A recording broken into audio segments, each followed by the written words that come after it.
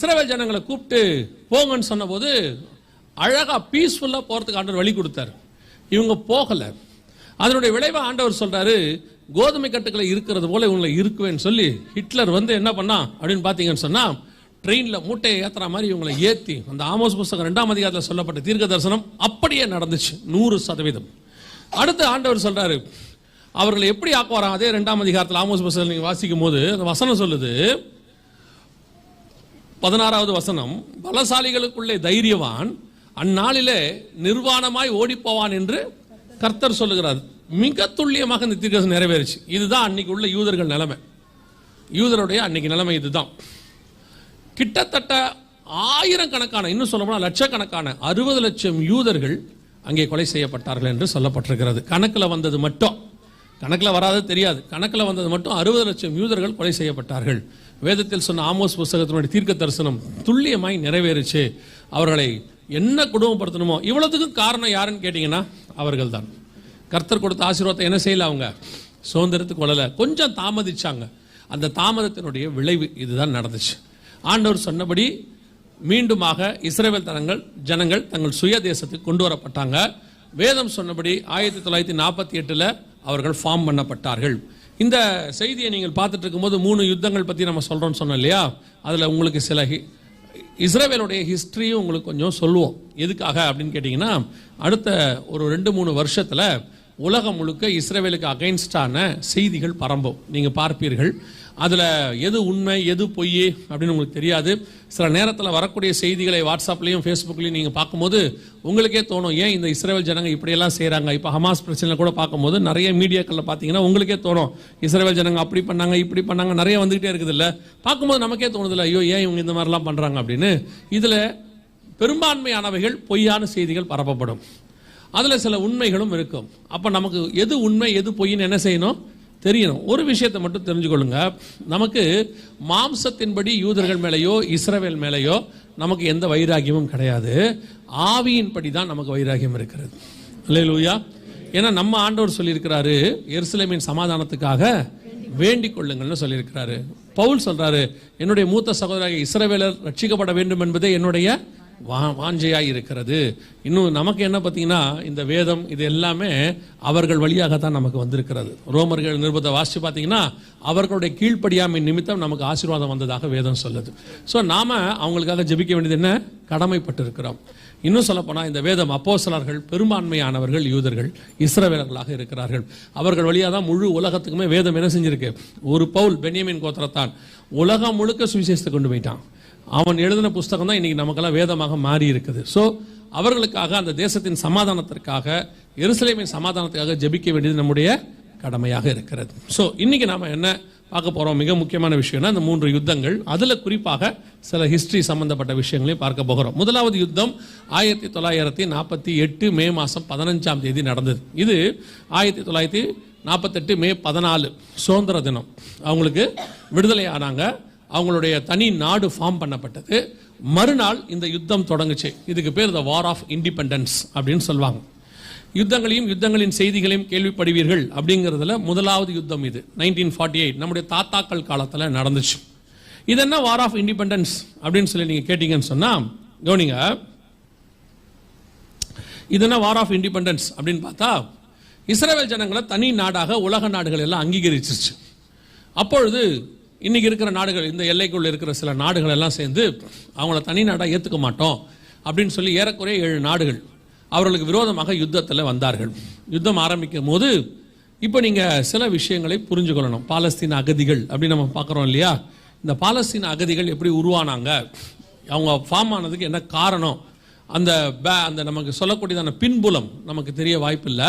So அதை தெரிந்து கொள்வதற்காக நம்ம சொல்கிறோம். கவனிங்க, 1948 இந்த யுத்தம் ஆரம்பிக்கிற அன்னைக்கு அந்த 7 நாடுகளும் சேர்ந்து இஸ்ரவேல் எல்லைக்குள்ள இருந்ததான எல்லா பாலஸ்தீனர்களுக்கும் ஒரு அழைப்பு கொடுத்தாங்க.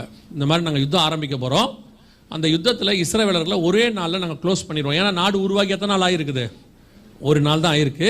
அவங்களுக்கு அனுபவமே கிடையாது யுத்தத்தில். ஆனால் அவங்களுக்கு விரோதமாக யுத்தத்துக்கு வந்த 7 நாடுகள் 1ஆம் உலக யுத்தம் 2ஆம் உலக யுத்தத்தில் எக்ஸ்பீரியன்ஸ்ட் ஆனவங்க. ஸோ அவங்க சொன்னாங்க, நாங்கள் இவங்களை ஒரு நாளில் க்ளோஸ் பண்ணிடுவோம், இந்த யுத்தம் செய்யும் போது உள்ள இருக்கிற பாலஸ்தீனர்களை நாங்கள் கொல்லக்கூடாது, ஏன்னா நீங்க எங்க சகோதரர்கள். அதனால நீங்க என்ன செய்யுங்க, இருக்கிற இடங்கள்லயே அப்படியே வெளியே வந்துருங்க. யுத்தம் முடிஞ்ச உடனே முழு நாட்டையும் உங்ககிட்ட கொடுத்துட்றோம், ஒரு யூதர்கள் கூட இருக்க மாட்டாங்க அப்படின்னு சொல்லி அவங்க அனௌன்ஸ் பண்ணாங்க. அப்பதான் அன்னைக்கு இஸ்ரேலுக்கு பிரதமராக இருந்த ஒரு பேரு டேவிட் பென்கூரியன். அவர் என்ன பண்ணார், ரேடியோவில் அனௌன்ஸ் பண்ணாரு, நீங்க யாரும் வெளியே போக வேண்டாம், நாம் இணைந்து யுத்தத்தை செய்வோம். நாம சகோதரர்கள் 1918 இருந்து 48 வரைக்கும் இங்க இருக்கிறோம், நாம வேணா யுத்தம் முடிஞ்ச பிறகு பேசி தீர்த்துக்கலாம் எல்லாம் அப்படின்னு சொன்னார். ஆனால் அன்னைக்கு உள்ளுக்குள்ள இருந்த அரபியர்கள், பாலஸ்தீனர்கள் அதை கேட்கல. அவர்கள் இந்த 7 நாடுகளை நம்பி தங்கள் எல்லைகளை விட்டு வெளியே போனாங்க. யுத்தம் ஆரம்பிச்சிச்சு. ஆனா அவங்க நினைச்ச மாதிரி யுத்தம் ஒரு நாள்ல முடிகிற மாதிரி இல்ல, யுத்தங்கள் வருஷ கணக்கில் போச்சு. அந்த யுத்தத்தை இஸ்ரவேலர்கள் ஜெயிக்கல, கர்த்தரே அவர்களுக்கு உதவி செய்து ஜெயிக்க வச்சார். ஏன்னு கேட்டீங்கன்னா, இஸ்ரவேல் நாடு உருவாகி ஒரு நாள் தான் ஆயிருந்துச்சு. இவங்க எல்லாருமே 2 உலக யுத்தத்தை பார்த்து அனுபவம் வாய்ந்தவர்கள். அதில் எத்தனையோ சாட்சிகளை போய் நீங்கள் பார்க்க முடியும். கர்த்தர் இறங்கி யுத்தம் பண்ணினதை நீங்கள் பார்க்க முடியும். அவர்களே சொல்லியிருக்கிறாங்க, எகிப்தியர்களும் சொல்லியிருக்கிறாங்க, இஸ்ரவேலர்களும் சொல்லியிருக்கிறாங்க. சூப்பர் நேச்சுரலா அந்த வாரம் அவங்க ஜெயிச்சிருக்கிறாங்க. வார் முடிஞ்சிச்சு. முடிஞ்ச உடனே அன்னைக்கு இஸ்ரேலுக்கு பிரதமராக இருந்த பென்கூரியன் சொன்னாரு, நம்மளை ஆபத்தில் வெளியே விட்டுட்டு இவங்கெல்லாம் போயிட்டாங்க, இவங்க யாரும் திரும்பி வரக்கூடாது, எல்லா எல்லைகளையும் மூடுங்கன்னு சொன்னார். எல்லா எல்லைகளும் மூடப்பட்டது. அப்படி வெளியே போனவர்கள் தான் இன்னைய வரைக்கும் என்னவா இருக்கிறாங்க, பாலஸ்தீன அகதிகளாக இருக்கிறாங்க. இதுல என்ன ஒரு விஷயம்னா, இவங்களை வெளியே வர சொன்னாங்க பாத்தீங்களா 7 நாடுகள், அவங்க யாருமே இவங்களை ஏற்றுக்கொள்ளவில்லை. இப்போ ஹமாஸ் பிரச்சனை வந்துச்சு இல்ல, கடைசி வரைக்கும் ஈஜிப்ட் ஏற்றுக்கொள்ளவே இல்லை. அவங்கள காசா வழியா வெளியே வரும்போது ஏற்றுக்கொள்ளவே இல்லை. கடைசியா பிரச்சனை உச்சத்துக்கு போகும்போது தான் பார்டர் திறந்து விட்டாங்க. இவங்களுக்கு கிட்டத்தட்ட 70 வருஷமா எந்த நாடுகளும் இந்த பாலஸ்தீனர்களை தங்கள் நாட்டுக்குள்ளே அனுமதிக்கவே இல்லை. பாலஸ்தீனர்கள் வெளியே இருந்தாங்கல்ல, அந்த பகுதியும் யாருக்குரியது தான் தெரியுமா, இஸ்ரவேலுக்குரியது தான். பாலஸ்தீனர்களுக்கு வேலை யார் கொடுத்தது 70 வருஷமா, இஸ்ரவேலர்கள். பாலஸ்தீனர்களுக்கு எலக்ட்ரிசிட்டி யார் கொடுத்தது, இஸ்ரவேலர்கள். நீங்க இந்த ஹிஸ்டரி எல்லாம் படிச்சு பார்த்தா உங்களுக்கு தெரியும். ஆனா மீடியாவில் வரும்போது பாத்தீங்கன்னா அவர்களை அப்படி பண்ணாங்க இப்படி பண்ணாங்க. எந்த ஒரு யுத்தத்தையும் பாருங்க, முதல்ல ஆரம்பிக்கிறது அவர்களாகத்தான் இருக்கும், ஆனா முடிக்கிறது இஸ்ரவேலா இருக்கும். அவன் கணக்கு வச்சிருக்கிறான், ஒரு யூதனை கொன்னா 1000 பேர் அவனுக்கு அகைன்ஸ்டா சாவடிப்பேன்னு அவன் ஒரு கணக்கு வச்சிருக்கிறான். அன்னைக்கு பேப்பர்ல வந்துச்சு. அவன் அப்படி இருக்கிறான். அவனை ஸ்டார்ட் பண்ணாத வரைக்கும் பிரச்சனையே இல்லை. ஸ்டார்ட் பண்ணிட்டா அதுக்கப்புறம் அவனை தான் நிறுத்துவான், அவனை யாருமே நிறுத்த முடியாது. இதுதான் நடந்துச்சு 1948ல நடந்துச்சு முதல் யுத்தம். இது தேசத்துக்கான யுத்தம் நடந்தது. 1948ல நடந்துச்சு. கர்த்தர் சொன்னபடி தேசம் அவர்கள் கைக்கு திரும்பி வந்துடுச்சு. அவர்கள் ஜெயித்து வாங்கினாங்க. ஐநா சபையில் அதை கொடுக்க சொல்லி சொன்னாலும் அந்த யுத்தத்தை 7 நாடுகள் நடத்தி அது ஃப்ரீயா கிடைச்சதல்ல, யுத்தம் பண்ணி அவங்க ஜெயிச்சாங்க. முதல் யுத்தம் இஸ்ரவேல் தேசத்துக்கு நடந்தது 1948ல. அந்த யுத்தத்தில் அவர்கள் என்ன செய்தாங்க, அதை ஜெயிச்சாங்க, தேசம் கிடைச்சிருச்சு. ஆண்டவர் சொன்னபடி துல்லியமாக தீர்க்க தரிசனம் நிறைவேறிவிட்டது. அவர்கள் தங்கள் தேசத்தில் கொண்டு வந்து ஸ்தாபிக்கப்பட்டார்கள். ஆண்டவர் சொன்னபடி திருப்பி திராட்சை தோட்டத்தை கொண்டு வந்து என்ன செஞ்சிருவேன், அங்க நட்டுடுவேன்னு சொன்னாரு. அதே மாதிரி அவர்கள் நடப்பட்டு விட்டார்கள். ஆனால் இஸ்ரவேல் தேசம் 1948ல வந்தாலும், 2வது யுத்தத்துக்கான காரணம் பார்க்க போறோம். வந்தாலும் இஸ்ரவேலுக்கு தலைநகராக எருசலேம் இல்லை. அன்னைக்கு டெல் அவிவ் அப்படிங்கிற ஒரு பட்டணம் தான் தலைநகராக இருந்துச்சு. எருசலேம் என்பது எதை குறிக்கிறது வாசிங்க. சகரியாவின் புஸ்தகம் 12ஆம் அதிகாரம் 6வது வசனத்தை வாசிங்க. சகரியா யூதாவின் தலைவரை விறகுகளுக்குள்ளே எரிகிற அக்கினி அடுப்புக்கும் வைக்கோல் கட்டுகளுக்கும் உள்ளே எரிகிற தீவெட்டிக்கும் ஒப்பாக்குவேன். அவர்கள் வலதுபுறமும் இடதுபுறமுமாக புறப்பட்டு சுற்றிலும் இருக்கிற எல்லா ஜனங்களையும் பட்சிப்பார்கள். எருசலேம் திரும்பவும் தன் ஸ்தானமாகிய எருசலேமிலே குடியேற்றப்பட்டிருக்கும். என்ன நடந்துச்சு, திருப்பி எருசலேமை கொண்டு வந்து நாட்டுவேன் அப்படின்னு ஆண்டவர் சொல்லியிருக்கிறார். ஆனா 1948ல எருசலேம் நாட்டப்படவில்லை. டெல் அவிவ் அப்படிங்கிற பட்டணம் தான் அங்கே இருந்துச்சு. ஏன் அன்னைக்கு வரல அப்படின்னு கேட்டீங்கன்னா 2 காரணம் இருக்கு. ஒன்று ஆவிக்குரிய காரணம், இன்னொன்று உலக பிரகாரமான காரணம். ஆவிக்குரிய காரணம் என்ன வாசிங்க. மீகாவின் புஸ்தகம் 3ஆம் அதிகாரம் 12வது வசனத்தை வாசிங்க. மீகா 3:12 வாசிங்க. உங்கள் நிமித்தம்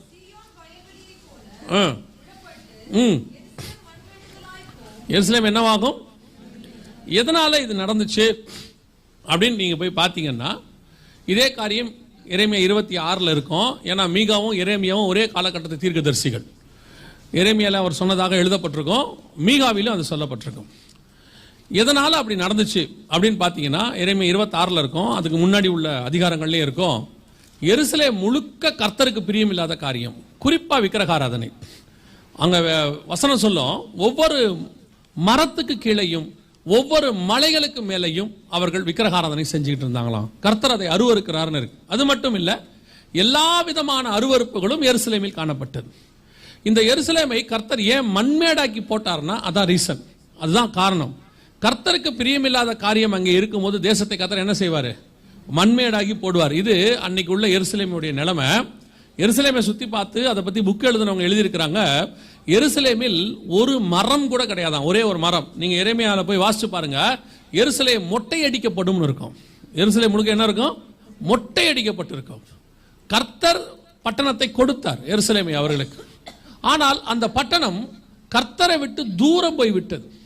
கர்த்தரை விட்டு தூரம் போற எந்த பட்டணமாக இருந்தாலும் ஒரு நாளில் ஒரு நாள் அதற்கு நியாய தீர்ப்பு வரும். அது பாபிலோனாக இருந்தாலும் வரும், அது சோதோமாக இருந்தாலும் வரும், அது நினிவேயாக இருந்தாலும் வரும், அது எருசலேமாக இருந்தாலும் வரும். அந்த நேரத்தில் அது நல்லா இருக்குன்னு சொல்லி நம்ம என்ன செஞ்சிடக்கூடாது. எனக்கு ரொம்ப ஆச்சரியமான ஒரு விஷயம் என்னன்னா, வெனிஸ்னு ஒரு நகரம் இருந்துச்சு, உங்களுக்கு எல்லாருக்கும் தெரியும். வெனிஸ் நகரம் பயங்கரமான டூரிஸ்ட் ஸ்பாட். டூரிஸ்ட் ஸ்பாட் ரொம்ப அதிகமாக இருந்தால் பாவமும் அங்கே அதிகமாக இருக்கும். சுற்றுலாத்தலம் அதிகமாக இருந்துச்சுன்னா அங்கே என்ன இருக்கும்? பாவமும் அதிகமாக இருக்கும். அவ்வளவு அழகான வெனிஸ் நகரம் போன வருஷம் பார்த்தீங்கன்னா வறட்சியில தண்ணி வறண்டு போய் சேரும் சகதிமா மாறி வெனிஸ் நகரம் அவ்வளவு கேவலமா மாறிடுச்சு. எங்கே பாவம் இருக்கிறதோ கர்த்தர் கிருபையாக இருக்கிறார், அது வேற விஷயம். ஆனால் நியாய தீர்ப்பும் அங்கே உண்டு. நியாய தீர்ப்பு வரும். அப்படி வருங்கிறதுக்கு அடையாளம் எதுன்னா எருசலேம். நாம நினைச்சுக்கிறோம் கர்த்தர் கண்டும் காணாதவரை போல இருக்கிறார், என்ன பண்ணாலும் அமைதியா இருக்கிறாரு அப்படின்னு சொல்லி. அதெல்லாம் கிடையாது. ஆண்டவர் அமைதியா பார்த்துக்கிட்டே இருப்பாரு, சொல்லிக்கிட்டே இருப்பாரு. எருசலேமுக்கு எத்தனை தீர்க்கதரிசிகளை வச்சு தீர்க்கதரிசனம் சொன்னார், ஆனால் அவர்கள் செவி சாய்க்கவே இல்லை. அதான் சொல்றாரு, எருசலேம் தீர்க்கதரிசிகள் ரத்தம் சிந்தின மாதிரி உலகத்தில் வேற எங்கேயுமே சிந்தப்படலன்னு வேதம் சொல்லும். அந்த அளவுக்கு எருசலேம் கர்த்தருக்கு விரோதமான காரியங்களில் ஈடுபட்டது. ஆண்டவர் தேசத்தை மண்மேடாக்கி போட்டார். குறிப்பா பட்டணம் மண்மேடாக்கி போடப்பட்டு விட்டது. இது ஆவிக்குரிய காரணம். உலக பிரகாரமா எடுத்துக்கிட்டீங்கன்னா எருசலேம் 3 முக்கியமான மதங்களுக்கு மைய இடம். ஒன்று ஜூடிசம், அதாவது யூதா மார்க்கம் உருவாச்சு. எப்போன்னு கேட்டீங்கன்னா ஆபிரகாம் காலத்தில். பல நேரத்தில் நமக்கு இந்த எருசலேம் பற்றி இப்போ அடுத்து ஒரு காரியம் வரும், அதை நான் உங்களுக்கு அடுத்த பாயிண்ட்ல சொல்றேன். எருசலேம் யாருக்கு சொந்தம் அப்படின்னு ஒரு இப்போ ஐநால போயிட்டு இருக்குது. இப்போ அடுத்து 3ஆம் உலக யுத்தம் வெடிச்சு உலகமே அல்லோகல பட போறது எருசலேமால மட்டும்தான். எருசலேமை வச்சு தான் நடக்க போகுது. அதுக்கான இப்போ நவம்பர் மாதம் எலெக்ஷன் வரும் எங்க அமெரிக்காவில். எலெக்ஷன் முடிஞ்ச உடனே ஐநா சபையில் அந்த 2 ஸ்டேட் சொல்யூஷன் கொண்டு வருவாங்க. நான் உங்களுக்கு சொல்றேன் அடுத்து. இப்போ எருசலேமை அவர்கள் யூதர்களுக்கு எப்போ வந்துச்சு யூதர்கள் கைக்கு அப்படின்னு பார்த்தீங்கன்னு சொன்னா, ஆதியாகமத்தின் புஸ்தகம் 14ஆம் அதிகாரத்தில் ஆபிரகாம் கையில் அப்பமும் ரசமும் ஒருத்தர் கொண்டு வராரு இல்ல, மெல்கி செதேக்கு கொண்டு வராருல. அவர் எங்க இருந்து வராருன்னு வசனம் சொல்லுது? உன்னதமான தேவனுடைய ஊழியக்காரனாகிய சாலேமின் ராஜானா எந்த சாலேம் தெரியுமா? அதான் எருசலேம். ஷாலோம்னா சமாதானம், எருசலேம்னா சமாதானத்தின் நகரம்னு அர்த்தம். இது 14ஆம் அதிகாரத்தில் எருசலேமின் ராஜாவாகிய சாலேமின் ராஜாவாகிய மெல்கி செதேக் அவர் கொண்டு அப்பமும் ரசமும் கொடுத்து ஆபிரகாமோடு என்ன பண்ணிட்டாரு? உடன்படிக்கை பண்ணிட்டாரு. சரி, இப்ப எருசலேம் ஆபிரகாமுக்கு கையளிக்கப்பட்டதா, ப்ராமிஸ்டு லேண்டா அப்படின்னு பாத்தீங்கன்னு சொன்னா 15ஆம் அதிகாரம் கடைசி வசனம் வாசிங்க. 15 கடைசி. எமோரியரும் கானானியரும் கிர்காசியரும் எபூசியரும் என்பவர்கள் இருக்கிறதுமான இந்த தேசத்தை, எபூசியரும் இருக்கு இல்லையா, எபூசியர் அப்படின்னு. அந்த எபூசியர் யார் தெரியுமா? நியாயாதிபதிகளின் புஸ்தகம் 19ஆம் அதிகாரம் 10வது வசனத்தை வாசிங்க. நியாயாதிபதிகள் 19:10 வாசிங்க. அந்த மனுஷனோ ராத்திரிக்கு இருக்க மனதில்லாமல் 2 கழுதைகள் மேலும் சேணம் வைத்து தன் மறுமனையாட்டியை கூட்டிக் கொண்டு எழுந்து புறப்பட்டு எருசலேமாகிய எபூசுக்கு நேராக வந்தான். அப்ப எபூசுனா எதை குறிக்குது? எருசலேமை குறிக்கிறது. இப்ப ஆபிரகாமுக்கு வாக்குத்தத்தம் பண்ணப்பட்டது என்ன இடம்? எபூசியர் இருக்கிற இடத்த கர்த்தர் அப்பயே கொடுக்கிறேன்னு சொல்லிட்டாரு. சோ 15ஆம் அதிகாரத்திலேயே எருசலேம் யாருக்கு வாக்கு பண்ணப்பட்டு விட்டது? ஆபிரகாமுக்கு கொடுத்தாச்சு. ஆண்டவர் சொல்லும் போது என்ன சொன்னாரு? உனக்கும் உன் பின்வரும் சந்ததிக்கும் இதை நான் உனக்கு கொடுத்தேன். அந்த சந்ததி யாரு அப்படின்னு கேட்டீங்கன்னா, இஸ்மவேலை கர்த்தர் விரட்டி விட்டாருன்னு இருக்கு. கேத்தூரால் சந்ததியை கீழ் தேசத்துக்கு அனுப்பி விட்டுட்டாருன்னு இருக்கு. ஆனா ஈசாக்கை பத்தி சொல்லும் பொழுது, நீ எங்கேயும் போகாம இங்கேயே தங்கி இரு என்று கர்த்தர் சொன்னார். அப்படிதானே சொல்லியிருக்கிறாரு. 26ஆம் அதிகாரத்தில் ஆண்டவர் சொல்லும் போது இங்கேயே தங்கி இருன்னு சொன்னாரு. இவன் எகிப்துக்கு போயிட்டான் இஸ்மவேலு, கேத்தூரால் சந்ததி கிழக்கே கீழ் தேசத்துக்கு போய்விட்டார்கள் இருக்கு. ஸோ ஆபிரகாம் சந்ததியில இஸ்ரவேல் தேசத்துல, கானான் தேசத்துல, எருசலேம்ல இருந்த ஒரே ஆள் யாரு? ஈசாக். அந்த தேசத்தை தான், எருசலேம் தான் அன்னைக்கே அவர்களுக்கு அது வாக்கு பண்ணப்பட்டு விட்டது. ஸோ அன்னையிலிருந்து யூத மார்க்கம், இஸ்ரவேலர்கள், ஆபிரகாம், ஈசாக்கு, யாக்கோபு, யாக்கோபுடைய 4வது பையன் யூதர்கள், அன்னையிலிருந்து இது அவங்க கைக்கு இருக்கு. ரெண்டாவது யாருக்கு முக்கியமான இடம் அப்படின்னு கேட்டீங்கன்னா, இஸ்லாமியர்கள், அரபியர்களுக்கு ரொம்ப முக்கியமான இடம். ஏன்னா 10ஆம் நூற்றாண்டுல அங்க ஒரு மாஸ்க் இருக்கு, நீங்க பாக்குறீங்க பாத்தீங்களா? அது 10ஆம் நூற்றாண்டுல கட்டப்பட்டது. அதாவது இயேசு கிறிஸ்துவுக்கு பிறகு 1000வது வருஷத்துல அது கட்டப்பட்டது. உலகத்தில் உள்ள மிக முக்கியமான மாஸ்கள்ல அதுவும் ஒன்றாக இருக்கிறது. ஸோ அவர்கள் அதை என்ன செய்யறாங்க? மிக முக்கியமான புண்ணிய ஸ்தலமாக அவர்கள் அதை வைத்திருக்கிறார்கள். மூன்றாவது யாருக்கு அப்படின்னு கேட்டீங்கன்னா, கிறிஸ்தவர்களுக்கு. நம்ம என்ன சொல்லிட்டு இருக்கிறோம் கேட்டீங்கன்னா, எருசலேம் நமக்கு புண்ணிய ஸ்தலம், புனித பூமி இல்லையா, புனித பயணம் அப்படின்லாம் போயிட்டு இருக்கிறீங்க இல்லையா? நான் எப்பவும் சொல்றேன், இப்பவும் சொல்றேன், எந்த மாற்றமும் இல்லை. எருசலேம் இஸ்ரவேல் தேசம் புனித பூமி கிடையாது, புண்ணிய ஸ்தலம் கிடையாது. ப்ராமிஸ்டு லேண்ட், வாக்குத்தத்தம் பண்ணப்பட்ட பூமி. வாக்குத்தத்தம் பண்ண பூமிக்கும் புனித பூமிக்கும் என்ன இருக்குது? வித்தியாசம் இருக்குது. புனித பூமினா என்ன? பொதுவா புனித பூமினா என்ன, புண்ணிய ஸ்தலம்னா என்னன்னா, நம் பாவம் மன்னிக்கப்படுவதற்காக நம்ம ஒரு இடத்துக்கு போயிட்டு வரோம் இல்லையா, அந்த இடத்துக்கு பேர் தான் என்னது? புண்ணிய ஸ்தலம், புனித பயணம் அப்படின்னு சொல்லுவாங்க. இப்போ அங்க இருக்கிறவங்களாம் ஹஜ்ஜுக்கு இங்க வராங்க இல்லையா, அப்புறம் அங்க ஒவ்வொரு ஊருக்காரங்களும் ஒவ்வொரு இடத்துக்கு போய் அவங்க பாவத்தை என்ன செய்யறாங்க? அங்க அவங்க பாவத்தை தொலைச்சு விட்டு வராங்க. அதனால அந்த இடத்துக்கு பேர் என்னது? புண்ணிய ஸ்தலம். அவர்கள் அதை நம்புகிறார்கள். உங்களுக்கு எனக்கும் பாவத்தை மன்னிக்கிறதுக்குன்னு ஒரு இடமே கிடையாது. நம்மளை பொறுத்த வரைக்கும் எங்கே முழங்கால் போட்டு பாவ மன்னிப்பு கேட்கிறோமோ அங்கேயே பாவம் மன்னிக்கப்படுகிறது. அல்லேலூயா. அப்ப நமக்கு புண்ணிய ஸ்தலம் ஒண்ணு இல்லவே இல்லை. அப்படியே ஒண்ணு இருக்குதுன்னா அது பரலோகம் தான். அங்கதான் நமக்கு புண்ணிய ஸ்தலம் இருக்கு. இது வாக்குத்தத்தம் பண்ணப்பட்ட பூமி, ப்ராமிஸ்டு லேண்ட். ஆபிரகாமுக்கு, ஈசாக்குக்கு, யாக்கோபுக்கு வாக்குத்தத்தம் பண்ணப்பட்டது. இங்க நம்ம எங்க புனித பூமியா வந்தோம்? நம்ம ஆட்கள் இந்த கடைசி காலத்தில், அதுவும் குறிப்பா 1967க்கு பிறகு இவர்களுக்கெல்லாம் இது புண்ணிய பூமியாக என்ன ஆயிடுச்சு? மாறிடுச்சு. புண்ணிய பூமி அப்புறம் வியாபார பூமியா மாறிடுச்சு. அப்புறம் வியாபாரத்துக்கிட்ட அங்க டூர் கூட்டு போறது, வர்றது, போறது. உங்களுக்கு என்ன ஆசை காட்டிட்டாங்கன்னா, நீங்க ஒரு ட்ரிப் அங்க போயிட்டு வந்தா உங்க பாவம் தொலைஞ்சிரும். யோர்தான்ல போய் ஞானஸ்தானம் எடுத்துட்டா மெய்யான ஞானஸ்தானம். வேற எங்கேயாவது எடுத்தோம்னா அது அவ்வளோ வேல்யூபிள் கிடையாது அந்த ஞானஸ்தானத்துக்கு. ஒருத்தர் இருக்காங்க அந்த மாதிரி, இங்க ஞானஸ்தானம் எடுத்துருவாங்க, யோர்தானை பார்த்தோன்னா அங்க ஒரு தடவை எடுப்பாங்க. ஏன்பா அங்க ஞானஸ்தானம் எடுத்த? இல்ல, இயேசுநாதர் இங்க ஞானஸ்தானம் எடுத்திருக்காரு, நானும் ஒரு தடவை என்ன பண்ணிக்கிறேன்? ஞானஸ்தானம் எடுத்துக்கிறேன். இவனுக்கு ஞானஸ்தானத்தினுடைய உபதேசம் தெரியாதவன்னு அர்த்தம். இஸ்ரவேலுக்கு போனால் புனிதம் கிடைக்கும்னு பைபிள் எங்கேயுமே சொல்லல. அங்க இருக்கிற தோமாவே நம்ம ஊருக்கு வந்து தான் செத்து போயிட்டாரு இல்லையா? நம்ம ஊர்ல இருக்கிற தாமஸ் அங்கதான் போவேங்கிறாரு. எப்படியாவது ஒரு தடவை சாவறதுக்குள்ள என்ன செஞ்சிடணுமா? அங்க ஒரு தடவை எருசலேம் போயிட்டு வரணுமா? அதாவது ஒரு ஊரை சுத்தி பார்க்க நினைக்கிறதுங்கிறது தப்பே கிடையாது. ஏன்னா இப்போ நல்லா சம்பாதிக்கிறோம், சிலர்லாம் பார்த்தீங்கன்னா டைம் இருக்குது, வேலை வெட்டி இல்லை, என்ன பண்றதுன்னு தெரியல. சரி, ஓகே, காசும் இருக்குது, எங்கேயாவது போகலாம் அப்படின்னு சொல்லிட்டு என்ன செய்யறோம்? போறோம். அப்படி போகும்போது நீங்கள் எருசலேமை பார்க்கறது தப்பு இல்லை. அங்க போனா புனிதம், அங்க போனா புண்ணியம், அங்க மண்ணள்ளிக்கிட்டு வருது, கல்லள்ளிக்கிட்டு வருது. அங்கிருந்து முந்தியெல்லாம் பார்த்தீங்கன்னா இப்போ கொஞ்சம் திருந்திட்டாங்க. அப்பெல்லாம் பார்த்தீங்கன்னா ஒரு பாட்டிலில் மண், ஒரு பாட்டிலில் தண்ணி, யோர்தான் தண்ணி, ஒரு பாட்டிலில் ஆலிவ் ஆயில் வரும். 3 போட்டு பேக் பண்ணி ஒரு பேக்கிங் வரும். என்னன்னு கேட்டா புனித ஸ்தலத்தில் வாங்கிய புண்ணிய பொருட்கள். நம்ம ஆளு கொண்டு வந்து அதை அங்க வச்சிருப்பான். இன்னும் கொஞ்சம் பேர் பார்த்தீங்கன்னா சிலுவை எடுத்துட்டு வருவாங்க அங்க கட்டையில. என்னன்னு கேட்டா இயேசுநாதரை எந்த சிலுவையில் அரைஞ்சாங்களோ அந்த கட்டையில செஞ்ச சிலுவை இது. இது எப்படி கண்டுபிடிச்சாங்கன்னு தெரியல. சரியா? இதெல்லாம் இப்போ சேட்டை தான், அவ்வளோ யாரும் இல்லை. கடைசி காலத்தில் பிஸ்னஸ், சர்ச்சை என்னவா மாறிடுச்சு? வியாபார ஸ்தலமாக மாறிடுச்சு. அன்னைக்கு எருசலேம்ல புறா வித்தவனை அடிச்சாரு, இப்போ இவன் எருசலேமே வித்துக்கிட்டு இருக்கான். அவ்வளோதான் டிஃபரன்ஸ். அவனுக்கு சவுக்கு, இவனுக்கு என்ன வரும்னு தெரியாது. வருதான்னா கம்பல்சரி வருது. அதாவது இப்போ திருப்பியும் சொல்றேன், எருசலேமுக்கு இந்த புனித பயணம் போறவங்க பரலோகத்துக்கு முன்னுரிமை எல்லாம் நினைச்சுக்காதீங்க. நான் பரலோகத்துக்கு போகும்போது நான் எருசலேமுக்கு போனவங்க அப்படின்னு உங்களுக்கு தனி ரோ கொடுப்பாங்க. இந்த இமிகிரேஷன்லாம் தனி ரோ வச்சிருக்காங்க. அமெரிக்கனுக்கு தனி ரோ, அப்படி வச்சு ஈயுக்கு தனி ரோன் வச்சிருப்பாங்க. அந்த மாதிரி உங்களுக்கு எருசலேமுக்கு போயிட்டு வந்தவங்களுக்கு தனி ரோன்லாம் நினச்சிக்காதீங்க. போனவங்களுக்கு என்னன்னு தெரியாது. ஆனால் அதை கோட்டிட்டு போனான் பாருங்க ஒருத்தன், அவன் நிலைமை கவலை கிடந்தான். பாவமா இருக்குப்பா. இன்னைக்கு சபை எப்படி மாறிடுச்சு? அப்படி மாறிடுச்சு, வியாபார ஸ்தலமா மாறிடுச்சு. கவனிச்சுக்கொள்ளுங்க. நீங்களும் ஆரம்பத்தில் சொன்னதான் திருப்பி சொல்றேன். எருசலேமுக்காக நம்ம ஜெபிக்க கடமைப்பட்டு இருக்கிறோம். அவங்க சமாதானத்துக்காக நம்ம ஜெபிக்க கடமைப்பட்டிருக்கிறோம். இஸ்ரவேலர் ரட்சிப்புக்காக நாம் ஜெபிக்க கடமைப்பட்டிருக்கிறோம். ஆனால் நமக்கு அது புனித பூமி கிடையாது, புண்ணிய ஸ்தலம் கிடையாது. அதனால நீங்க அந்த இப்போ வார ஆரம்பிச்சோன்னு ஒரு பயிலும் போல.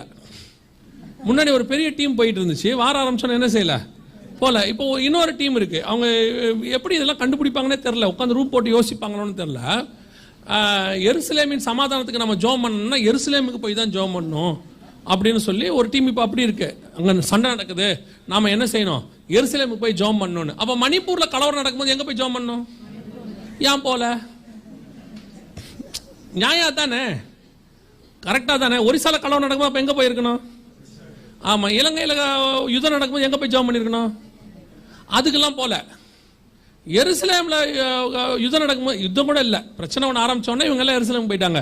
நம்ம ஆட்கள் இப்போ ரொம்ப அறிவு பொத்துட்டு கொட்டுது, ரொம்ப கேர்ஃபுல்லா இருங்க. தமிழ்நாட்டில் எலெக்ஷன் நடந்துச்சு.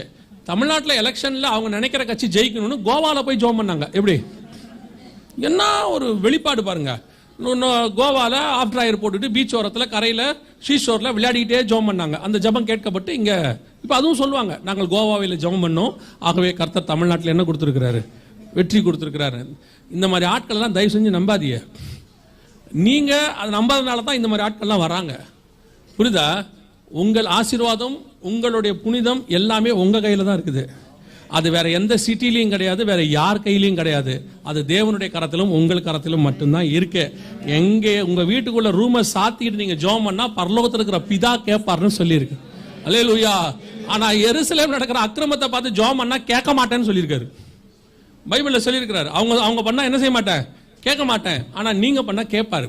நான் அவங்களையும் குறை சொல்லல, நீங்கள் ஏமாறாதிருங்கள். இந்த பிசினஸ் மேன்ஸ் இன்னைக்கு ஏமாத்துறாங்க. கடைசி காலத்தில் வந்து உங்களை என்ன செய்யறாங்க? அது வெளிநாட்டில் இருக்கிற உங்களுக்கு ரொம்ப கேர்ஃபுல்லாக இருந்து கொள்ளுங்கள். அப்ப இந்த 3 பட்டணமும் 3 மதங்களுக்கு அது முக்கியமான இடமா இருக்கிறதுனால ஐநா சபை கொடுக்க மாட்டேன்னு சொல்லிருச்சு. ஆனா ஆண்டவர் சொன்ன வார்த்தை என்ன? சகரியா 12:6 நம்ம வாசிச்சோம். எருசலேம் திரும்பவும் தன் ஸ்தானமாகிய எருசலேமிலே குடியேற்றப்பட்டிருக்கும் அப்படின்னாரு. இந்த தீர்க்க தரிசனம் எப்படி நிறைவேறுச்சு அப்படின்னு கேட்டீங்கன்னா, 1967 ஜூன் மாசம் 5ஆம் தேதி ஒரு யுத்தம் ஆரம்பிச்சிச்சு. இங்க இருக்கு பாருங்க, இதான் 2வது மிக முக்கியமான யுத்தம்.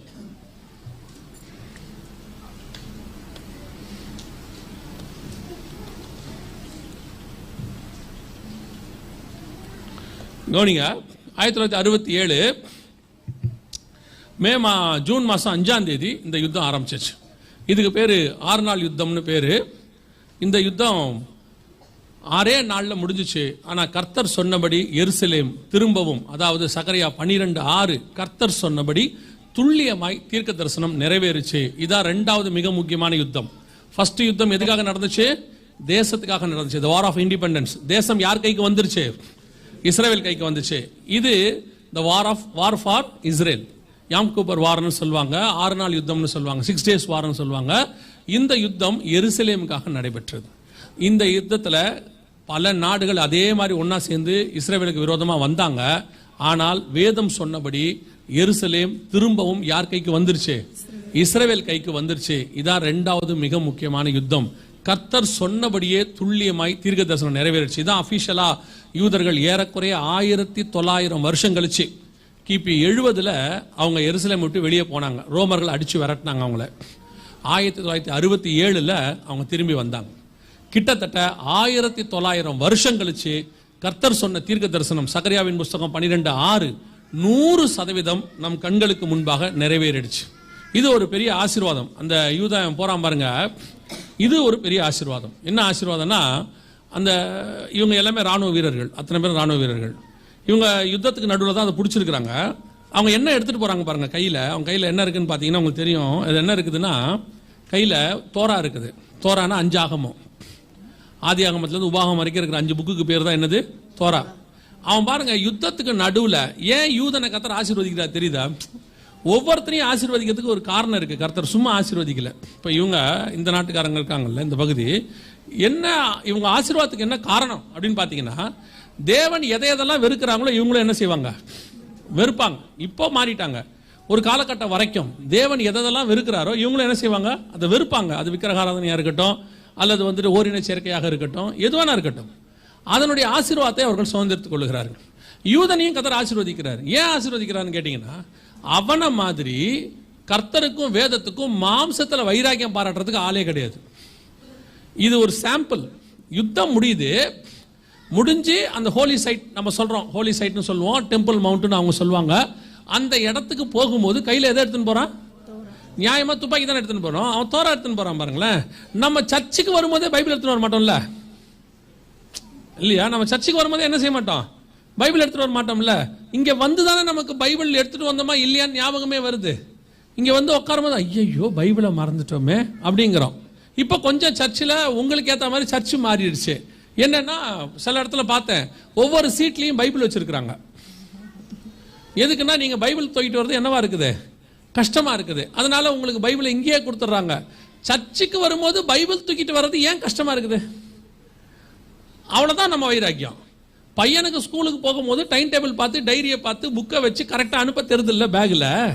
ஆனால் சர்ச்சுக்கு வரும்போது பைபிள் எடுத்துட்டு வரணும் நமக்கு என்ன செய்ய மாட்டேங்குது, தோண மாட்டேங்குது. அப்புறம் என்ன சொல்றது, யூதர்கள் மாம்சத்தின்படி ஏன் இவ்வளோ ஆசீர்வாதமா இருக்கோம், நம்ம ஆவியில தேடுறோம், ஒரு உண்மையும் இல்லை.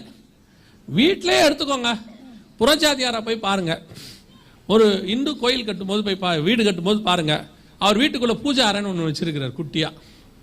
இஸ்லாமியர்களை போய் பாருங்க, குரான் வைக்கிறதுக்குன்னு அவங்களுக்கு என்ன செய்யறாங்க, ஒரு ஸ்டூல் மாதிரி ஒன்று வச்சிருக்கிறாங்க, ஒரு பாய் ஒன்று வச்சிருப்பாங்க.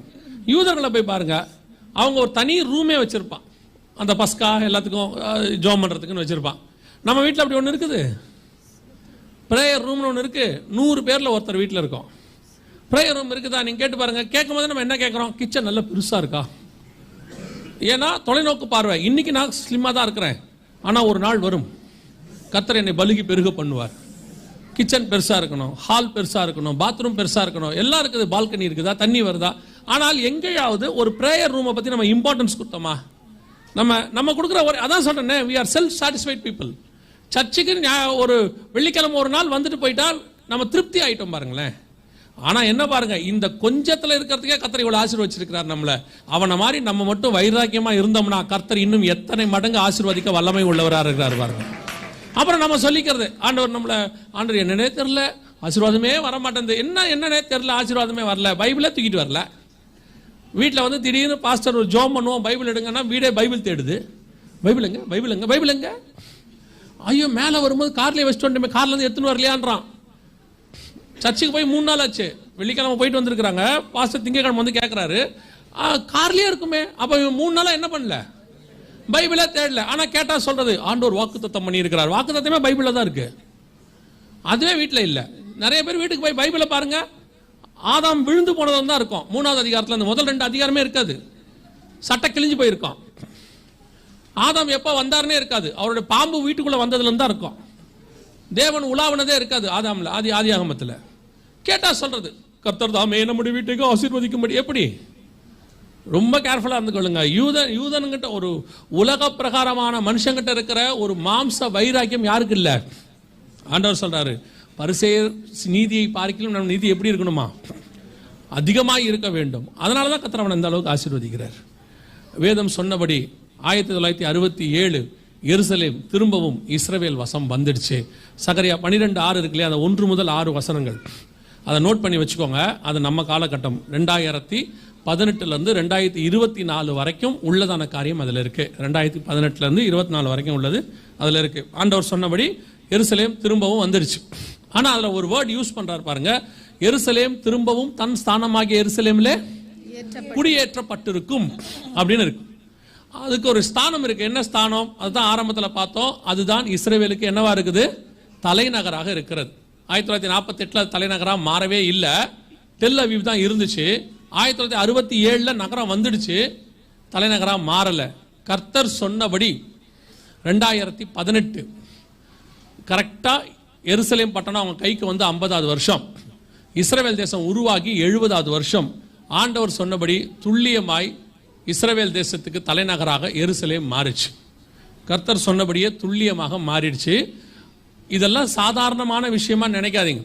யோசிச்சு பாருங்க, ஒரு 1900 வருஷத்துக்கு முன்னாடி கர்த்தர் சொன்ன தீர்க்க தரிசனம், 2500 வருஷத்துக்கு முன்னாடி சொல்லப்பட்ட தீர்க்க தரிசனம் துல்லியமா நம்ம காலத்தில் நிறைவேறுது. அப்படின்னா இந்த ப்ராபசி எவ்வளவு வேல்யூபிள் பாருங்க. இப்போ எருசலேம் கூட இருந்த பட்டணங்கள், பாபிலோன், நினிவே, தீரு, இந்த பட்டணம்லாம் இன்னைக்கு இல்லை. இதெல்லாம் க்ளோஸ் ஆயிடுச்சு, தண்ணிக்குள்ள போயிருச்சு. திருப்பி அந்த பட்டணம் வரவே வராது. ஆனா 2000 வருஷமா இந்த பட்டணம் அப்படியே இருக்குது. அதே ஸ்தானத்தில் திருப்பி அப்படியே வந்துருச்சு. ஆண்டவர் சொன்னபடி பல நேரங்களில் நம்முடைய தேவனை குறித்து கொஞ்சம் விசுவாச குறைவு நமக்கு வரும். சில பிரச்சனைகள்லாம் வரும்போது இதெல்லாம் நடக்குமா, இப்படிலாம் வருமா, சூழ்நிலை ரொம்ப மோசமா இருக்குதே அப்படின்னு தோணும் போது உங்களுக்கு இந்த காரியங்கள்லாம், அதான் பைபிள் சொல்லுது, கேள்வினாலே விசுவாசம் பெருகும். எதனால அப்படின்னு கேட்டீங்கன்னா, கேள்வினால கொஸ்டின் கேட்கறது இல்லை. இதை கேட்கும் போது 2000 வருஷம் கழிச்சு ஒரு பட்டணத்தை அதே ஸ்தானத்தில் கொண்டு வந்து உட்கார வைக்கவும் தலைநகராய் மாற்றவும் நம்முடைய தேவனால் முடியுமானால் உங்களுக்கு பண்ண வாக்கு தத்தங்களையும் நிறைவேற்ற அவரால் முடியும். அதை அப்படியே 100% செய்வார். சூழ்நிலை எப்படி வேணா இருக்கட்டும். இப்ப யோசிச்சு பாருங்க, 2018 வரைக்கும் எருசலேம் தலைநகரா மாறதுக்கான சூழ்நிலை ஒரு இன்ச் கூட கிடையாது, ஒரு பாயிண்ட் கூட கிடையாது, 1% கூட கிடையாது. ஏன் அப்படின்னு கேட்டீங்கன்னா, இதை சுத்தி 22 நாடுகள் இருக்கு. எருசலேமை சுத்தி அரபு நாடுகள், அத்தனை எதிரி நாடுகள். அதுல ஒரு செங்கல் எடுத்தா கூட இவங்க அத்தனை பேரும் ஒன்னா சேர்ந்துருவாங்க. எடுக்கவும் முடியாது. அமெரிக்க ஜனாதிபதிகள் ஜார்ஜ் புஷ் இருந்தாரு, சீனியர் புஷ், அவர் காலத்துல இருந்து ட்ரை பண்றாங்க, முடியல, சான்ஸே இல்லை. ஆனா கர்த்தர் சொன்ன நேரம் வந்துச்சு. ட்ரம்ப்னு ஒருத்தரை கூட்டிட்டு வந்தாரு. ட்ரம்ப் வந்தாப்ல, வந்த உடனே ஒண்ணுமே செய்யல, இன்னில இருந்து எருசலேம் தலைநகரன்ட்டாப்ல. அவ்வளவுதான். அத்தனை பேரும் அந்த சகரியா புஸ்தகம் 12ஆம் அதிகாரம் 3-4 வசனங்கள் வாசிங்க. 3 நாளிலே நான் எருசலேமை சகல ஜனங்களுக்குள்ளும் பாரமான கல்லாக்குவேன், அதை கிளப்புகிற யாவரும் சிதைக்கப்படுவார்கள், பூமியில் உள்ள ஜாதிகள் எல்லாம் அதற்கு விரோதமாய் கூடிக்கொள்வார்கள். இங்க பாருங்க, இது ட்ரம்ப் அனௌன்ஸ் பண்ண உடனே உலகத்தில் இருக்கிற அத்தனை நாடுகளும் அதுக்கு எதிராக யூஎன்ல கூடிட்டாங்க. இது யூஎன்ல அவங்களுக்கு எதிராக போடப்பட்டதான ஓட்டு. எத்தனை பேர் எதிராக போட்டாங்கன்னு பார்த்தீங்கன்னா 124 பேர். முடியும் போது பார்த்தீங்கன்னா கிட்டத்தட்ட 136 பேர் எதிராக ஓட்டு. இஸ்ரவேலுக்கு ஆதரவாக ஓட்டு போட்டவங்க பார்த்தீங்கன்னு சொன்னால் 9 பேர் தான் போட்டாங்க. இந்த ரெண்டுத்துக்கும் வராமல் ஆப்சென்ட் ஒருத்தர் இருக்கான்ல, as I was suffering from fever, அது ஒரு 33 பேர் இருக்கான். அவனை விட்டுருங்களேன். அதில் ஏன் அதை சொன்னா, அதில் நம்ம இந்தியாவும் இருக்கு. அதில் அவங்களும் அன்னைக்கு என்ன செய்யலை, ஓட்டு போட போகலன்னு வச்சுக்கோங்களேன். இதில் நீங்கள் பார்த்தீங்கன்னு சொன்னால் அமெரிக்காவை கொண்டு வந்த அந்த தீர்மானத்துக்கு எதிராக உலக நாடுகள் அத்தனையும் கூடிச்சு. இன் ஃபேவர் 128 பேர், அகைன்ஸ்ட் யாருக்கு, இஸ்ரவேலுக்கு அகைன்ஸ்டாக 128 நாடுகள் கூடிக்கொண்டது. நல்லா கவனிங்க, கர்த்தர் சொன்ன தீர்க்க தரிசனம் எப்படி நிறைவேறுதுன்னு பாருங்க. இப்போ இத்தனை பேர் அகைன்ஸ்டாக கூடியாச்சு. திடீர்னு ட்ரம்ப் உள்ள வராப்புல, அவர் சொல்றாரு எருசலேம் தலைநகரம் மாறப்போகுது, மாறிச்சுட்டாரு. அவ்வளவுதான், இதுல இருந்து எருசலேம் தலைநகரம் அப்படின்ட்டாரு. அத்தனை பேரை போய் யூஎன்ல ஓட்டு போட்டு கூடாதுன்றான். ட்ரம்ப் சொல்றாப்ல, ஒரே ஆள், ஒரே ஒரு நாடு சொல்லுது, அவங்களுக்கு வீட்டோ பவர்னு ஒன்று உண்டு யூஎன்ல. அந்த வீட்டோ பவர்ல அவங்க என்ன சொல்றாங்களோ அதை யாரும் அகைன்ஸ்ட் பண்ணி கேட்க முடியாது. அந்த மாதிரி பவர் உள்ள நாடு 5 இருக்கு.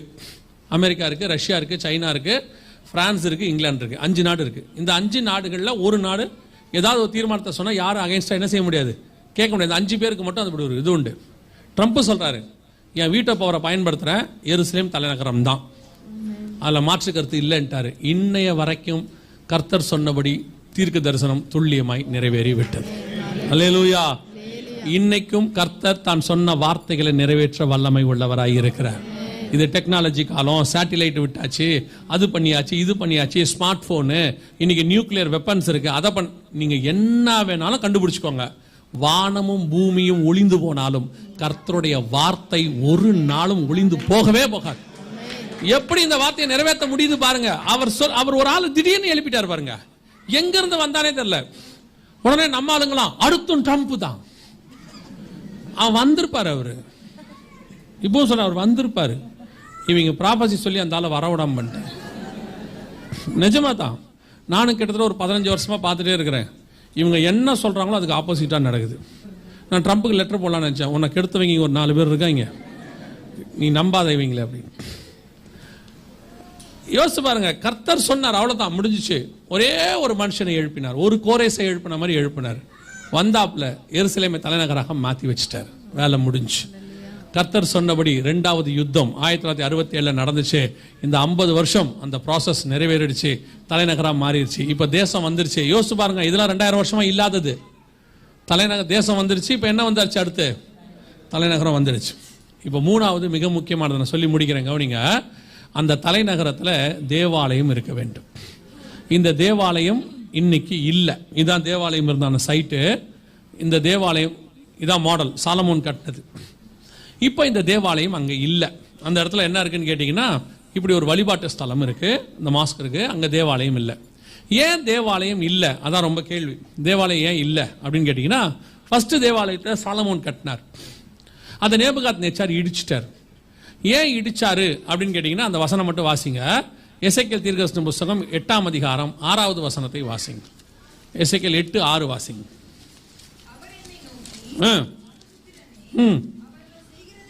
அவர்கள் செய்கிறதை காண்கிறாயா? யாரை விட்டு? பரிசுத்த ஸ்தலத்தை விட்டு என்னை தூரமாய். கர்த்தரே வெளியே அனுப்பிச்சிட்டான். என் பரிசுத்த ஸ்தலத்தை விட்டு என்னை தூரமாய் போகும் பண்ணும்படியான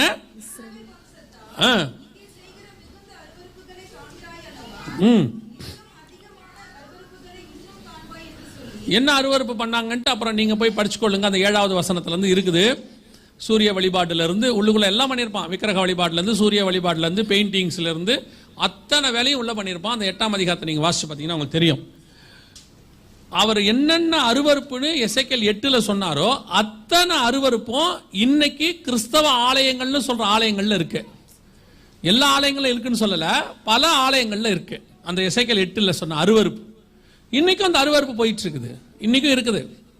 அந்த அருவருப்பு இப்ப நீங்க இப்ப ஒரு உதாரணமா எடுத்துக்கொள்ளுங்க. சபைகளுக்குள்ள மேலை நாடுகள்ல வெஸ்டர்ன் கண்ட்ரீஸ்க்கு போயிட்டீங்கன்னா சர்ச்சுக்குள்ள ஓரின சேர்க்கை இருக்கு இல்லையா? ஆணுக்கு ஆணுக்கு கல்யாணம், பெண்ணுக்கு பெண்ணுக்கு கல்யாணம் பண்ணி வைக்கிறான், நாய்க்கு பூனைக்கு கல்யாணம் பண்ணி வைக்கிறான் இல்லையா? இவ்வளவு அருவருப்பு எங்க இருக்குது? சர்ச்சுக்குள்ள இருக்குது. எல்லா நிர்வாண கல்யாணம் இருக்குது. என்னென்ன விதமான அருவருப்பு பண்ணுமோ எல்லா அருவருப்பும் எங்க இருக்கு? சர்ச்சுக்குள்ள இருக்கு. அப்படியே நீங்க ஆப்பிரிக்கா போன்ற நாடுகளுக்கு வந்துட்டீங்கன்னா அங்க வேற விதமான அருவருப்பு, பில்லி சூனியம், இதை வச்சு மினிஸ்ட்ரி பண்றவங்க நிறைய பேர் இருக்காங்க. சாத்தானை வச்சுக்கிட்டு ஊழியம் பண்றவங்க கொஞ்சம் பேர் இருக்கிறாங்க. அது ஒரு குரூப் இருக்கு. அப்ப இங்க வந்துட்டாங்க. நம்ம தமிழ்நாடு மாதிரி ஏசியா மாதிரி நாடுகளுக்கெல்லாம் வந்துட்டீங்கன்னா இங்க கர்த்தருக்கு பிரியம் இல்லாத எத்தனையோ காரியங்கள் உள்ளுக்குள்ள இருக்குது. அரசியல்ல இருந்து சினிமா காரியங்கள்ல இருந்து எல்லாம் சர்ச்சுக்குள்ள கிடக்கு.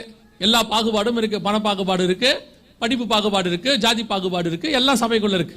அத்தனை அருவருப்பு எங்க இருக்கு? சர்ச்சுக்குள்ள இருக்கு. ஆண்டவர் கண்டும் காணாதவரை போல இருக்கிறார் நீங்க நினைச்சுக்காதீங்க. சொல்லிக்கிட்டே இருக்கிறாரு. எசேக்கியேல்ட்டே அதான் வரும், சொல்லிக்கிட்டே இருக்கிறார். ஒரு நாள் வந்தது, நேபுகாத்நேச்சாரை வச்சு என்ன பண்ணிட்டாராமா? தீக்கரையாக்கி போட்டார், இடிச்சிட்டாரு மொத்தத்தையும். வேணவே வேணான்ட்டார். கொரோனா நேரத்தில் அதான் நடந்துச்சு. கொரோனா நேரத்தில் சபைகளை கர்த்தர் மூடி போட்டதுக்கு ஒரு ரீசன் இருக்கு. கர்த்தர் பூட்டாம சபை என்ன செய்ய முடியாது? பூட்டவே முடியாது. ஏன்? சபைகளுக்குள்ள அவ்வளவு அருவருப்பு. சபைக்குள்ள உட்காந்துக்கிட்டே எல்லாம் நடந்துச்சு. எல்லாத்தையும் கர்த்தர் பார்த்துக்கிட்டே இருந்தாரு. நம்ம யார் தெரியுமில்ல, அருவருப்புலாம் இருக்குன்னு தெரியும், ஆனா இல்லாத மாதிரியே இருக்கிறாள். அது ஒரு பாவம், அது ஒரு மாய்மாலம். அதுவும் சபைக்குள்ள இருந்துச்சு. எல்லாத்தையும் கர்த்தர் பார்த்துக்கிட்டே இருக்கிறார். ஒன்னு விடாம பார்த்துக்கிட்டு இருந்தாரு. இடுறான்ட்டார் நேபுகாத்நேச்சாரை விட்டு. அப்புறம் 70 வருஷம் அமைதியா கடந்துச்சு. திருப்பி ஆண்டவர் சொன்னார், செருபாபேலை கூப்பிட்டு தேவாலயத்தை என்ன செய்ய? கட்டு அப்படின்னாரு. அதுக்கப்புறம் ஒரு 450 வருஷம் 500 வருஷம் ஆலயம் நல்லா போயிட்டே இருந்துச்சு. திடீர்னு பார்த்தா ஆலயத்துக்குள்ள வேறொரு காரியம் நடக்க ஆரம்பிச்சிருச்சு. வாசிங்க, மத்தேயு எழுதின சுவிசேஷம் 21ஆம் அதிகாரம் 12வது வசனத்தை வாசிங்க. இயேசு தேவாலயத்தில் பிரவேசித்து ஆலயத்தில் விற்கிறவர்களும் கொள்ளுகிறவர்களும் ஆகிய யாவரையும் வெளியே துரத்தி காசுக்காரருடைய பலகைகளையும் புறா விற்கிறவர்களின் ஆசனங்களையும் கவிழ்த்து என்னுடைய வீடு ஜெப வீடு என்னப்படும் என்று எழுதி இருக்கிறது, நீங்களோ அதை கள்ளர் குகை ஆக்கினீர்கள் என்றார். இப்ப சர்ச் என்னவா மாறி, டெம்பிள் என்னவா மாறிடுச்சு? பிசினஸ் சைட், கமர்ஷியல் சைட், உள்ள வியாபாரம். இன்னைக்கு 180% சபைகள் இது நடந்துகிட்டு தான் இருக்கு. என்ன ஒரே ஒரு சின்ன மாற்றம், அவ்வளவுதான். அவன் புறா வித்தான், நம்ம புறா பிரியாணி விற்கிறோம், அவ்வளவுதான். அவன் உயிரோட புறா வித்தான். கேட்டா அவன் என்ன சொல்லியிருப்பான்? பலி செலுத்துறதுக்காக புறா வித்தான் இருப்போம். நம்ம என்ன சொல்ல போறோம்? பில்டிங் ஃபண்டுக்காக பிரியாணி விற்கிறோம் போறோம். அவனுக்கு நமக்கு என்ன இல்லை, பெரிய வித்தியாசம்லாம் ஒன்றும் இல்லை. சபைகளுக்குள்ள இன்னைக்கு என்ன இருக்கு? எல்லா விதத்திலும் வியாபாரம். யாரை நம்பி சபைக்குள்ள விட முடியுது சொல்லுங்க? பிரசங்கியார் எவாஞ்சலிஸ்டா விட்டோம்னா அவர் ஒரு விதமான பிசினஸ் பண்ணிட்டு போறாரு. கச்சிப்ல இருந்து தேங்காய் எண்ணெயில இருந்து எல்லாம் வித்துட்டோம். ப்ரொவிஷன் ஸ்டோர் மாதிரி ஆயிருச்சு. விற்காத பொருளே இல்லை, இல்லாத திட்டங்கள் கிடையாது. பரலோகத்தில் போய் சேர் வாங்கி கொடுக்குற வரைக்கும் திட்டம் இருக்குது. உங்களுக்கு பரலோகத்தில் என்ன கொடுக்குறோம்? சீட் கொடுக்குறோம். நீங்களும் நம்புறிய பாருங்க. அதான் எப்பவும் சொல்லுவேன், இந்த ஏமாறவன் இருக்கிற வரைக்கும் ஏமாத்துறவன் என்ன செய்வான்? இருந்துட்டே இருப்பான். நீங்க தான் எல்லாத்துக்கும் காரணமே. எதை சொன்னாலும் நம்புறிய. பரலோகத்துக்கு போனேன் அன்னைக்கு ஒருத்தர் சொல்லியிருக்கிறாரு, பரலோகத்தில் ஒருத்தரை பார்த்து சொல்லியிருக்கிறாரு, இன்னைக்கு உன் வீடை கர்த்தர் கட்டுறாரு பரலோகத்தில், இன்னையில இருந்து ப்ராசஸ் ஆரம்பிக்குது. அப்படியா ஐயா, எப்படி சொல்றீங்க? ஜல்லியும் செங்கலும் போனதை நான் பார்த்தேன்னு சொல்லியிருக்கிறாரு. பரலோகத்தில் இப்ப எதை வச்சு தான் கட்ட போறாரு? ஜல்லி செங்கல் வச்சு தான் கட்ட போறாரு. அதையும் ஒரு ஜென்மன் நம்புது பாருங்க. வேத வசனத்துல, அதாவது கைவேலை அல்லாத வீட்டுல போய் நம்ம வாழ போறோம்னு வசனம் சொல்லுது இல்லையா? இங்க கட்டுற மாதிரியே செங்கலும் ஜல்லியிலையும் கட்டுறாருன்னா பேசாம இங்கே இருந்துட்டு போலாமே. அங்க போய் என்ன பண்ண போறோம்?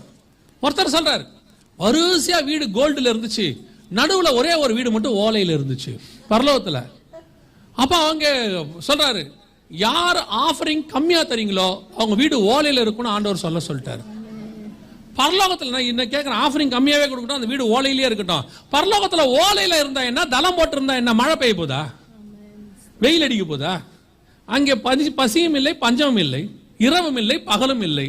அங்க பரலோகத்துல வீடு எப்படி இருந்தா டாப்பே இல்லாம இருந்தா கூட தான் கவலை இல்லை. இன்னைக்கு ஒரு குரூப் ஏமாத்தி தெரியுது, நீங்களும் ஏமாறுறீங்க. இன்னைக்கு கடைசி காலத்துல சபைகள் என்னவா மாறிடுச்சு?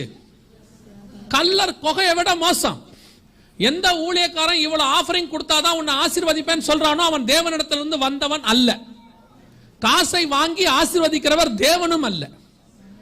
ஆண்டவர், நம்ம ஆண்டவர் எப்படிப்பட்டதான ஒரு தேவன்? அவர் இலவசமாய் பெற்றீர்கள், இலவசமாய் கொடுங்க என்றார். ஆஃபரிங் தசமா காணிக்க கொடுக்கிறது உங்களுக்கும் அது தேவனுக்கும் உள்ளது, உங்க இஷ்டம். ஆனா டிமாண்ட் இவ்வளவு கொடுத்தாதான் வருவான். இப்ப நம்மளையும் அப்படி ஆக்கி வச்சிருக்கான். கேட்கிறாங்க, பிரதர் எவ்வளவு கேட்பாரு சொல்லியிருக்கான். ரொம்ப கேட்பாரோ, எங்க போய் சொல்றது? ஒருத்தன் போட்டான் வீடியோ, எம்டி ஜெகனை கூப்பிட்டீங்கன்னா நீங்க 30,000 ரூபாய்க்கு மேல கொடுக்க வேண்டியிருக்கு, ரொம்ப யோசித்து பாருங்க, ரொம்ப செலவு, 30,000 நீங்க அவருக்கு ஆஃபரிங் கொடுக்கணும்னு போட்டான். எனக்கு அதில் பாதி கூட தரமாட்டாங்க, அதான் ரொம்ப முக்கியம். எனக்கு ரொம்ப வருத்தம் ஆயிட்டு. நம்ம கர்த்தருடைய கிருபையினால இன்ன வரைக்கும் யார்ட்டையும் இவ்வளோ ஆஃபரிங் கொடுங்கன்னு சொல்லி கேட்டதே இல்லை. மோகன் பாஸ்டர்கிட்ட நான் கேட்டதே இல்லை, அவராக கொடுப்பார். கவனிங்க, விளையாட்டுக்கு சொன்ன, இதையும் சீரியஸ் ஆக்கிறாதீங்க. அவன் போட்டு விட்ட பிறகு எனக்கு ரொம்ப உண்மையில் வருத்தம் ஆயிட்டு. ஐயோ, நமக்கு இது வரைக்கும் யாரையும் கேட்டதில்லை, நமக்கு அவ்வளோ கொடுக்கவும் மாட்டாங்க, கொடுத்து போட்டால் கூட பரவாயில்ல, கொடுக்கவும் இல்லைன்ட்டு. அடுத்த மீட்டிங் போகிறேன், அவன் போட்ட ஆஃபரிங் அந்த பாஸ்டர் கொடுத்தாரு. அதுக்கப்புறம் எல்லா மீட்டிங்லையும் அந்த ஆஃபரிங் வருது. இவங்களுக்கு எவ்வளோ கொடுக்கணும் தெரியல போல. அவன் போட்டவனா இதுதான் ஆஃபரிங் ரேஞ்சு போனது, எல்லாம் எனக்கு ப்ரொமோஷன் கொடுத்து இன்க்ரிமெண்ட் போட்டு விட்டாங்க. அன்னைக்கு நான் முடிவெடுத்தேன், அதுவும் நல்லது போச்சு. அப்புறம் யோசித்தேன், இன்னும் இது அது ஒரு 2 வருஷம் ஆகி போச்சு, இன்னும் இன்க்ரிமெண்ட் போடாமல் இருக்கான். எதுக்கு சொல்றேன்? நான் என் ஊழியத்தின் அனுபவத்திலிருந்து உங்களுக்கு சொல்றேன், நீங்கள் கேட்டு வாங்கினீங்கன்னா கண்டிப்பாக நீங்கள் வாங்குவது குறைவு. நீங்கள் கேட்காமல் ஒன்று வருது பார்த்தீங்களா, வானத்தின் பலகனியை திறந்து கர்த்தர் ஆசீர்வதிக்க வல்லமை உள்ளவராக இருக்கிறார். இங்க எந்த விதமான டிரான்சாக்ஷன், அதாவது கேட்டு வாங்கி பிசினஸ்க்கு இங்க இடமே கிடையாது. ஆஃபரிங் என்பது அவர்களாய் கொடுப்பது. எவ்வளவு வேணாலும் கொடுப்பாங்க, சிலர் கொடுக்காமையும் போவாங்க, சிலர் குறைவா கொடுப்பாங்க. அது அவங்களுக்கும் தேவனுக்கும் உள்ளது. நம்மை ஆசீர்வதிக்கிறவர் ஒருத்தர் இருக்கிறார், மேல உட்கார்ந்து இருக்கிறார். அவர் நம்மளை தான் பார்க்கிறாரு. நம்ம எப்படி இருக்கிறோமோ அதுக்கேற்ற மாதிரி நல்ல வேலை பார்த்தா நல்லா கொடுக்க போறாரு, சோம்பேறியா இருந்தா அதுக்கேற்ற மாதிரி கொடுக்க போறாரு. நடுவில் யாரையோ வச்சு ஒருத்தனை கொடுப்பாரு, அது கொடுக்குற ஆளுக்கும் அவனுக்கும் உள்ளதுன்னு வச்சுக்கோங்க. இன்னைக்கு ஒரு கூட்டம் இருக்கு. ஆனா என்ன, ஏன் அவங்க அப்படி செய்யறாங்க தெரியுமா? அப்படி செஞ்சா நீங்க பயந்து கொடுக்குறீங்கன்னு அவங்களுக்கும் தெரியுது. இவ்வளவு கொடுக்காட்டி உன் வீட்டில் ரத்தம் கக்கி சாவனா கொடுப்பீங்களா மாட்டீங்களா? ஒரு குரூப் இருக்கு. தயவு செய்து ரொம்ப கேர்ஃபுல்லாக இருங்க. இந்த சபைகளுக்குள்ள எந்த டிரான்சாக்ஷனும் கிடையாது. இது நான் சொல்றது ஊழிய அளவில், விசுவாசி அளவில் சொல்றேன். சபைக்குள்ள வந்து பிசினஸ் பண்ணாதீங்க. நான் சிம்பிளா சொல்றேன், நீங்க பண்ண மாட்டீங்க, இருந்தாலும் சொல்றேன். இந்த புடவை வியாபாரம் பண்றது, ஆபீஸ்ல உள்ள வியாபாரத்தை இங்க பண்றது, இங்க உட்காந்து எம்எல்ஏ மார்க்கெட்டிங் பண்றது, இங்குள்ள உட்காந்துக்கிட்டு இந்த பிசினஸ், இதை எதையும் இங்க பண்ணாதீங்க. இது அதுக்கான இடம் கிடையாது. இது தேவனை ஆராதிக்கிற இடம் மட்டும். இங்க வர்றது, அப்புறம் புடவையை விற்கிறது, வாங்குற சிஸ்டர் புடவைக்கு பணம் கொடுக்கறது இல்ல. அப்புறம் இவங்க சபை மேல கோச்சிக்கிறது, நான் இனி சர்ச்சுக்கு வரவே மாட்டேன். ஏன் வரமாட்டீங்க? அந்த சிஸ்டர் புடவைக்கு வாங்கிட்டு பணமே கொடுக்கல. அப்பதான் பாஸ்டருக்கே தெரியுது உள்ள ஒரு புடவை வியாபாரம் நடந்திருக்குது. இப்படி எத்தனை நாளா? 2 வருஷமா நடந்திருக்கு. சபைக்கும் அது உங்களுடைய ஆவிக்குரிய வாழ்க்கையை பாதிக்கும்.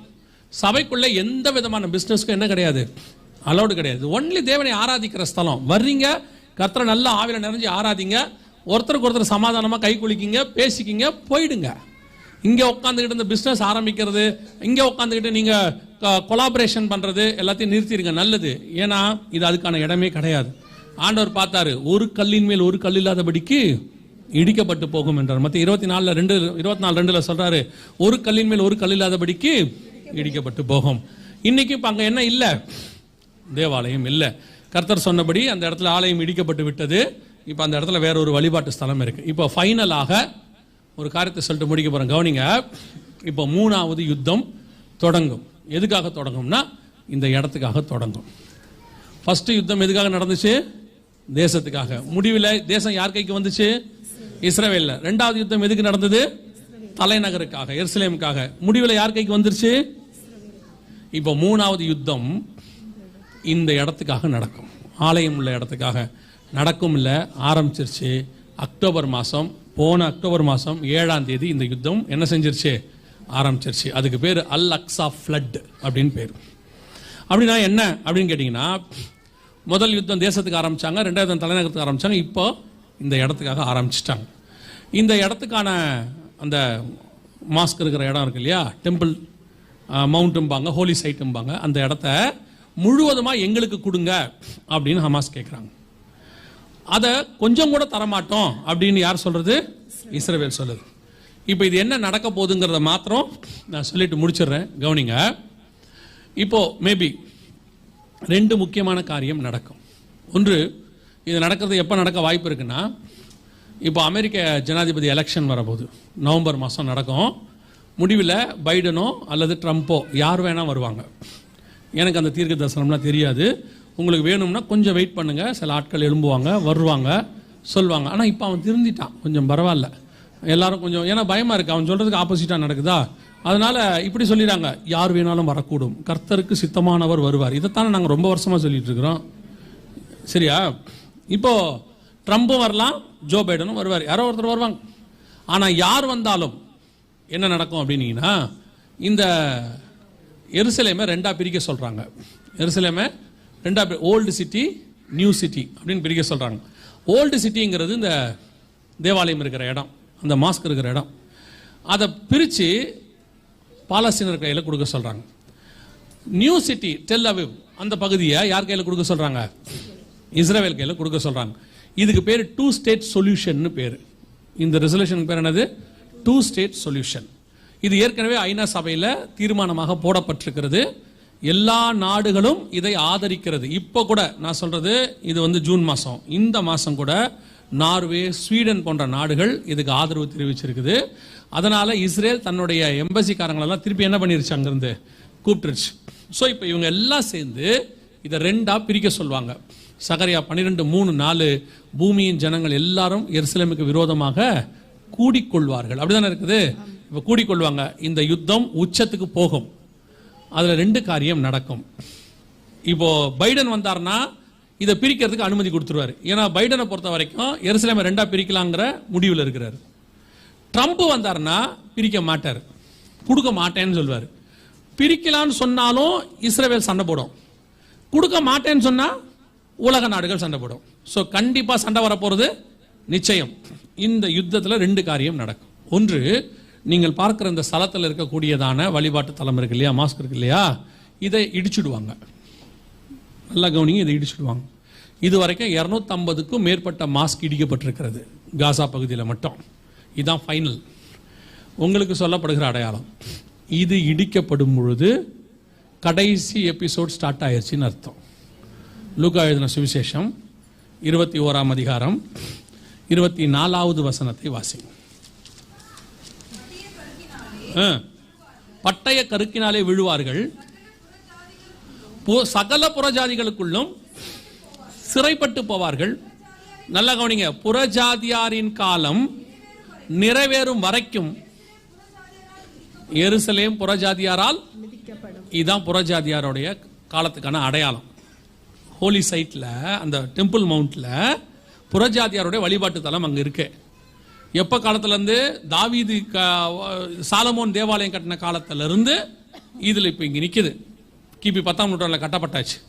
ஸோ இப்போ புறஜாதியார் அந்த சைட்டுக்கு வராங்க இல்லையா, தொழுகை நடத்துறதுக்கு வராங்க.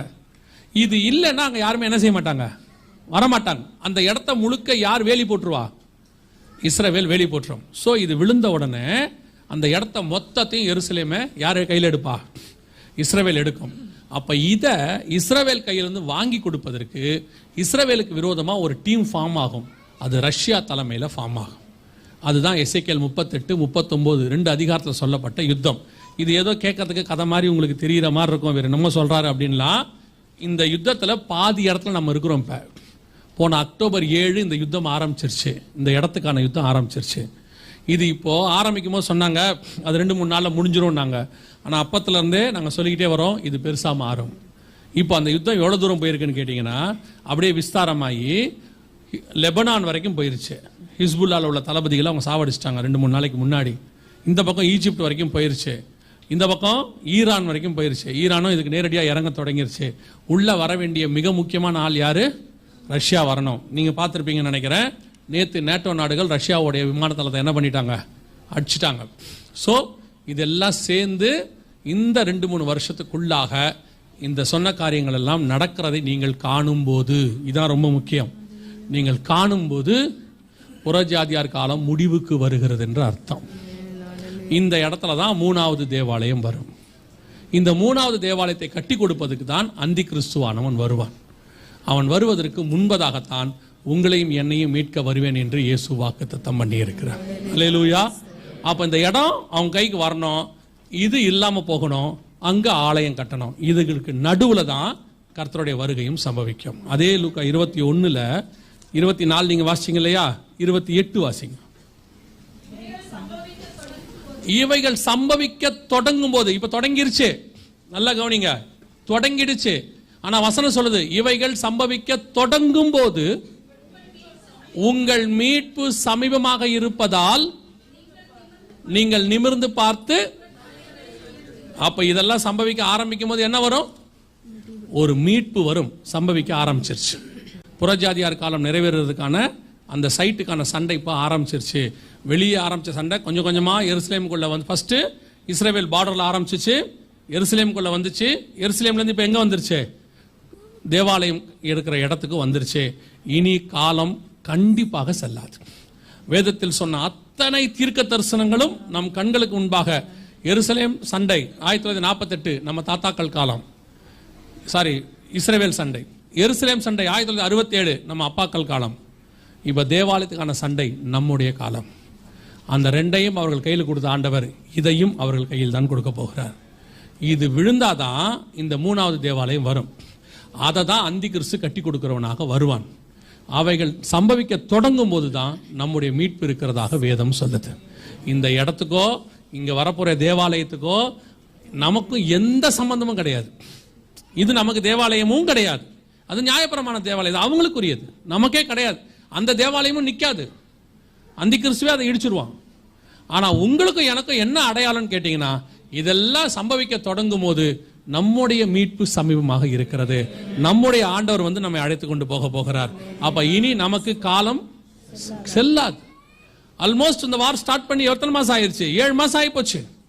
அப்படியே விஸ்தாரம் ஆகிட்டே இருக்குது. இதுல உள்ள ரஷ்யா நுழையணும். ஒரே ஒரு நாடு, எசேக்கியேல் 38 அதிகாரம் 2, 3, 5 வசனம் வரைக்கும் வாசிச்சு பாருங்க. அங்க சொன்ன நாடுகள் எல்லாம் உள்ள வந்துருச்சு. அதுல உள்ள வர வேண்டிய ஒரே ஒரு நாடு ரஷ்யா மட்டும்தான். இப்ப எல்லாம் உள்ள வர தொடங்கிருச்சு. எப்போ இந்த 2 சம்பவத்தை நீங்க பாக்குறீங்களோ, ரஷ்யா உள்ள வர்றதையும் பாப்பீங்க, இந்த இடம் காலியாகிறதையும் பாப்பீங்க. இதை 2ஐயும் பார்த்தா உங்களுக்கு முன்பதாகவே சொல்றோம், ஏதோ செய்தி கொடுத்துட்டு போறோம், ஏதோ இன்ஃபர்மேஷன் இல்ல. காஷன், உங்களையும் உங்கள் குடும்பத்தையும் ஆத்மாவையும் காப்பாற்றிக் கொள்வதற்கான எச்சரிப்பு. நான் இப்போ சொல்றேன், உங்கள் சபை கர்த்தருடைய திட்டத்தில் இந்த சபை இருக்கிறதுனால கர்த்தர் அறிவிக்கிறார் என்பது என்னுடைய நம்பிக்கை.